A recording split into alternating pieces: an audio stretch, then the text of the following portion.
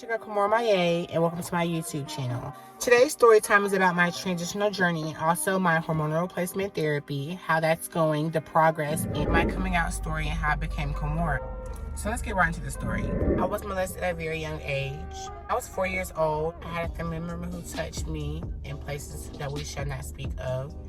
And to rip away my innocence, it made me feel as if no one would ever love me in the world. Or I would never matter to anyone. I would always be someone's trash, not someone's treasure. I used to always beat myself up. Like, I always felt like it was my fault that I had got touched and I had got, you know, my innocence taken away so early. I always was vulnerable for depression. Like, even as a kid, I always didn't feel normal. I didn't feel like I'm living in the right body.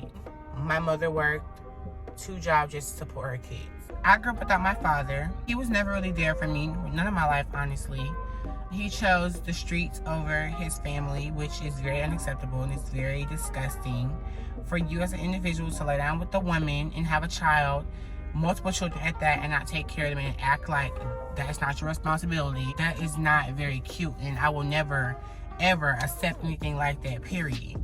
Just like you can't accept a trans daughter, I can't accept a junkie ass father, period. Hey, I'm grown now. I can move past that and be an adult. My mom was a very hard worker. Like, she would go bust her ass from one job to another job just to make sure we had school clothes, to make sure we had food, to make sure we had a house to live in, to make sure we had all the necessities to live a wonderful life and be okay and not have to worry about not having a father. I have to salute her for everything she's done for me. I ultimately knew that it was something wrong with me when I got to elementary school.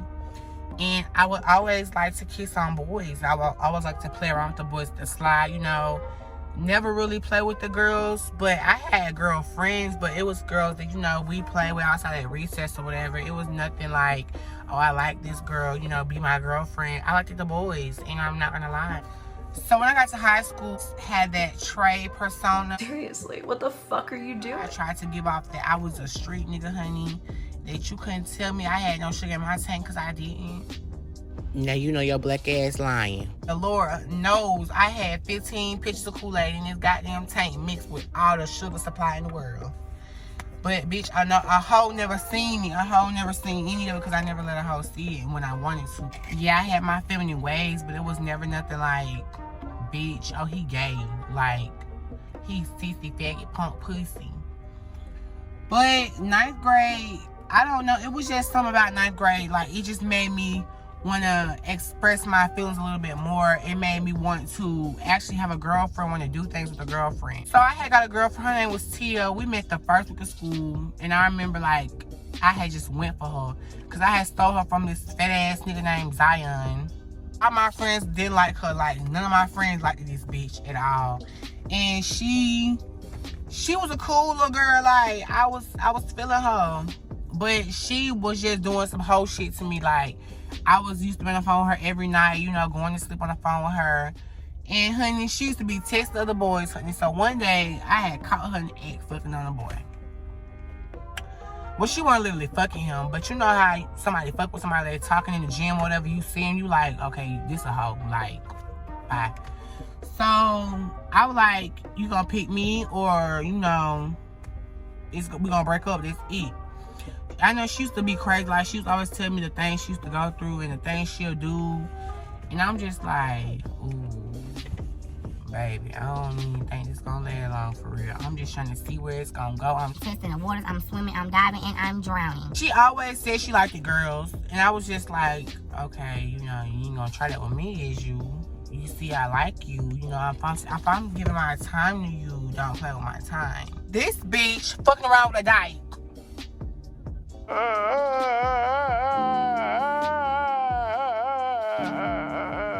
fucking dyke. I was so fucking heartbroken. Like, I was heartbroken as fuck. That right there at the 2nd and the 3rd strike for me, bitch. I was done with the bitches. I don't like bitches because y'all hoes is grimy as fuck. So after all that happened, I just knew in my heart, like, you're gonna be with the boy. Like, you want to be with the boy. That's all you want. You don't want no pussy. You don't want no meow, cat, dog, whatever. You don't want none of that. And I didn't want any of that. I wanted a nigga, like, I wanted a hood nigga. I wanted a nigga who gonna tell me, bitch, shut the fuck up before I beat your ass. Like, I love me a hood nigga. Like, them hood niggas, girl, ooh, they just do something to me. I just be like, damn, Betty, like, oh, you so fine, babe. Why you gotta be so fine? Like, come on, babe. Like, what's up? What's the? So 10th grade roll around, honey, and that's when I know I'm ready to come out. I'm ready to tell the world, because that's when my best friend, Leah, she had came to the school, and she did what she wanted to do. She did her biggest one, honey. She was who she wanted to be. And I always was like, okay, so I know if my bitch can do it, like, I can be happy doing what I want to do. Like, that made me feel as if the world's not so small anymore. Somebody who gonna live their life differently too. But that 10th grade year though, honey, that 10th grade year, I had stayed at home one day. I didn't really feel like I was in the mood to go to school, because I wasn't. I was just feeling so depressed. I was just feeling like, you know, I'm tired of being here in this world. I can't live my life how I want to live my life. So later that day, I called my mom. I was like, you know, look, I gotta tell you something. This gonna hurt you more than it's gonna hurt me, but I like boys. Like, I am gay. I am who I want to be. Like, the girls, I'm not in love with one. I don't want to be with one. I don't want to lay down with one. I don't want to marry one. And my mom, she used to always be like, Is you gay? you know, You like girls? I would tell her, yeah, mom, I like girls, like, knowing goddamn well I don't like bitches. I don't like pussy. I like dick. I'm a throat go, boo. I know that's right. Finally, when I tell her, you know, she was sad. She was at work crying. I remember she came home and she was just so upset. Like, she just asked me, are you okay? You know, is there anything I can do for you? I still love you. It's not your fault. It's my fault. I was telling her, it's not your fault. Like, what happened to me, it happened to me. You can't be blamed for that, because you was just trying to take care of your kids, as what a parent should do. Don't ever feel like it's your fault because I came out to be this. You always gotta love your child no matter what the situation is, what comes about with them, what they like, what they want to do with their life. Just be supportive. And I feel like that's all that we need in this world today, is support. Parents always feel like they did something wrong for us to come out like this. You did nothing wrong. Nothing of the sort to make me feel as well as I feel. I have to live with myself. You don't have to live with it. So I feel as if just be there to guide me on the way that I need to go. Don't try to bash me for being this. Don't try to tell me you're not living in the right body. God does not like this.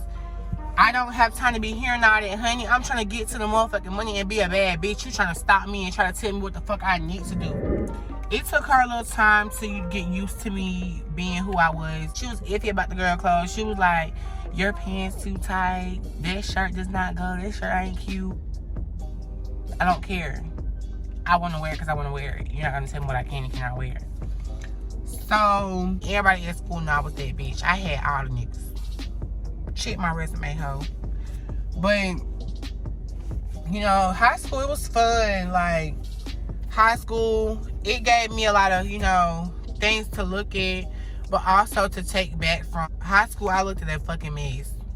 Well, I ain't looked no mess, but I could have did better. But I feel like if I looked in high school how I look now, I would have ate you hoes up when I was in high school. If I looked like this in high school, bitch, stop playing with me. I would have ate y'all girls up.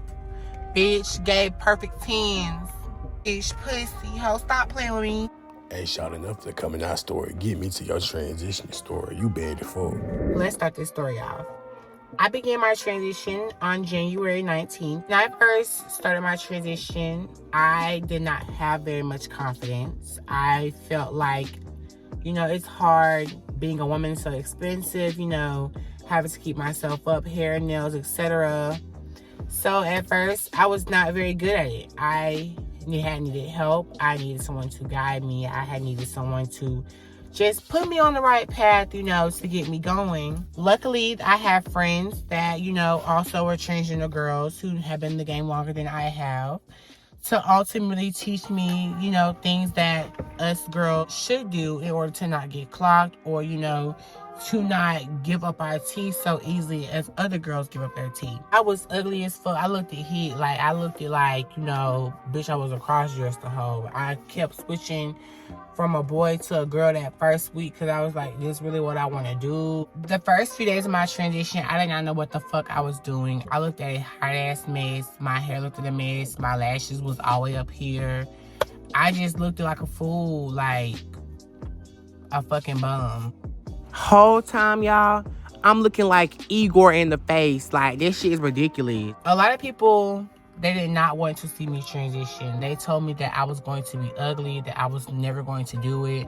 I was not going to take it serious. Like, things in that nature that you're telling me, you're trying to knock my confidence. But in all actuality, you can never knock my confidence. Because if I'm going to do it, I'm going to do it. And that gave me the motivation to do it. It gave me all the fuel to fuel the fire of what I really need to be. I'm going to show you hating ass bitches that y'all hoes cannot tell me nor stop me from doing what makes me happy. Just because y'all hoes are miserable, do not make nobody else miserable because they want to live their life and be who they want to be without the world judging them on what the fuck society has made for us. Society cannot make shit for me. I make my own decisions and my own rules. I live accordingly to how I want to live.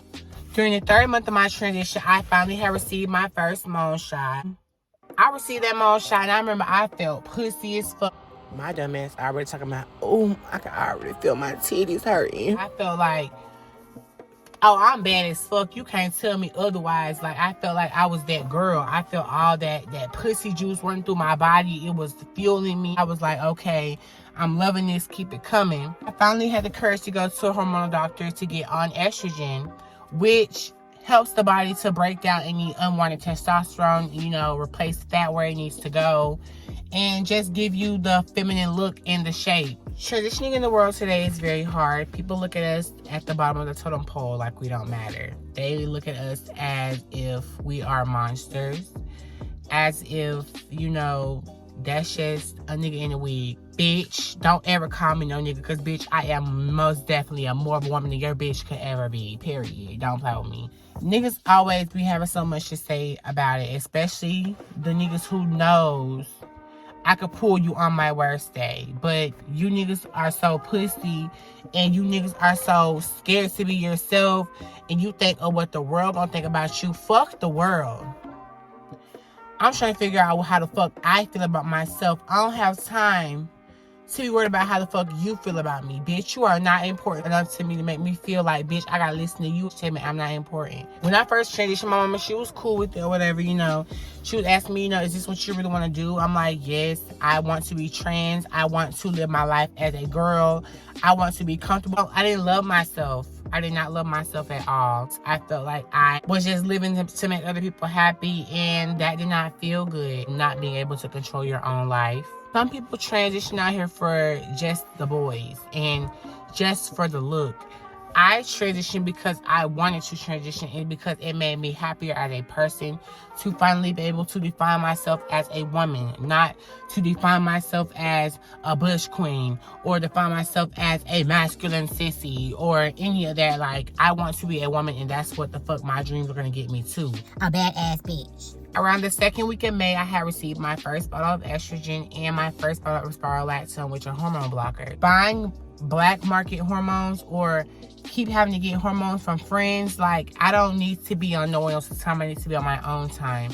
So that's why I felt the need, like, I have to get my own prescription. Like, this is what I need to do. So when I finally got my own prescription, I did what it told me to do. I started taking my shots, you know, my dosage every week. You know, I started seeing more and more of the bodily changes. I started seeing more breast development. I started seeing, you know, more face development. And I started seeing a lot of areas that to gain more body fat. Because my ass used to be very hard. Like, my ass was so hard. And around the 4th month of me consistently moaning, I finally started seeing, you know, my ass was trying to get very soft. You know, it was trying to break down a little bit of that, you know, that muscle, put a little fat back there, make that shit jiggle, make that shit wop. I can actually, like, you know, pick these hoes up now. Like, these are my, like, they belong to me. Like, I used to be flat-chested as fuck. Transitioning is not for the weak. I can tell you that much. I've seen people say they want to transition. I've seen people play with their transition. I've seen people literally say I'm a tranny. Then Boom! They back to being boys. But here I am. This is my 8th month transitioning. This is my 6th month continuously on hormones. And I have came a long way from being who I want to be. I came a long way from being who I used to be. I had to fight so hard to be who I wanted to be. I had to give up a lot of things. I had to keep going, because if I would have gave up back then, I would not be where I am today. I would not be able to sit up on this phone making this YouTube video and call myself Kimora. It takes a lot of courage to be who you want to be in this world, especially if you know you don't have a lot of support from your family. You don't feel as if they look at you as equal. I always told myself, always has been in you to be Kimora. No one can ever tell you how to be Kimora. You were designed to be Kimora. No matter how long you waited, how long it's going to take you, I'm taking my time on my transition. No bitch can rush me and tell me that I need to do this and that right now. I'm loving the body that I'm in. I'm loving how I'm looking. I'm looking very natural. You know, I don't have to do too much makeup or all that just to look how I want to look. Like, the shit just comes natural. And I also feel as if the way you carry yourself is the way you carry yourself. You carry yourself as a bad bitch, people gonna treat you like a bad bitch. If you carry yourself with no class, they're gonna treat you with no class. I carry myself as a woman. I will be damned if you ever tell me I cannot be a woman. That's just that on that. A motherfucker around here can't tell me that I'm not pretty, because bitch, I know I'm pretty. You cannot break my self-confidence down that I worked so hard to build. I have sacrificed so many things to build my confidence up today. And I am proud of where I am today. I am proud of where I have come from. I am proud to see my future. I love the support that people give me. It makes me feel good. It makes me feel like, you know, I'm actually doing a good job of my transition, because some people do it just to be a hoe and fuck on niggas. I don't give no fucks about y'all niggas, and I damn well don't want to fuck on y'all. I don't want y'all to leave me alone. I'm good, bitch. Y'all niggas are annoying as hell. I don't want to fuck on y'all, and I damn sure don't need y'all fucking on me. Period. My last thing I talk about before I close this YouTube video out. You know, if you're going to be who you want to be who you want to be.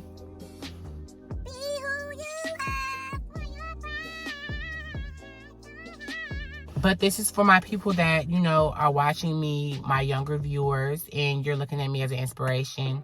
I just want to tell you that if you want to transition and you want to be yourself, please live your best life.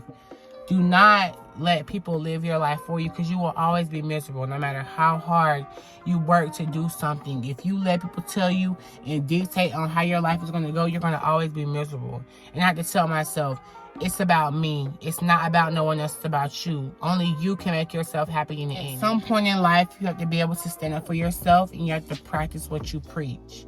I can't be sitting here telling people to live their best life if I'm not living my best life. I want to be a voice for people who can't speak for themselves, because I know how that feels to be in a predicament where you feel as if you have a big heart, but your mouth is not big and you can't express how you actually feel. I hope you guys enjoyed my YouTube video. I'm slowly learning how to do YouTube. I'm slowly learning how to make videos. So please just bear with me. And as time progresses, I'll be able to give y'all more slam-packed comedy, story times, whatever y'all want to hear, I'm going to give it to y'all. Make sure to subscribe to my YouTube channel, and also to follow my other social medias in the link below. I'll make sure I drop them so you can follow me and to see me on other platforms.